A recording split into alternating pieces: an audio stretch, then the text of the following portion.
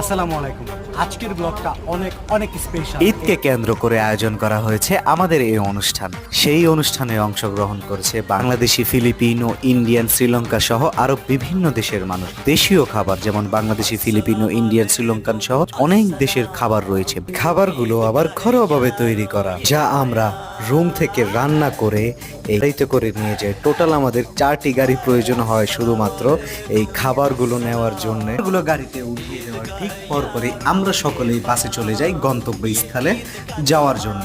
আপনারা দেখতেই পাচ্ছেন আমাদের এখান থেকে আমাদের গন্তব্যস্থলে যাওয়া পর্যন্ত প্রায় 40 মিনিটের মতো সময় লেগেছে। সেই অনুষ্ঠানে আয়োজিত করা হয়েছিল আমাদের প্রিয় বালিশ খেলা, যেখানে প্রথম, দ্বিতীয়, তৃতীয় স্থানকারীদের জন্য রয়েছে বিশেষ পুরস্কার। Blender, pressure cooker, electric kettle সহ আরো 40 জনের জন্য রয়েছে সান্ত্বনামূলক পুরস্কার। এই অনুষ্ঠান শেষে আমাদের ক্লান্তি দূর করার জন্য রয়েছে বিশেষ সুইমিং ব্যবস্থা, যা আশা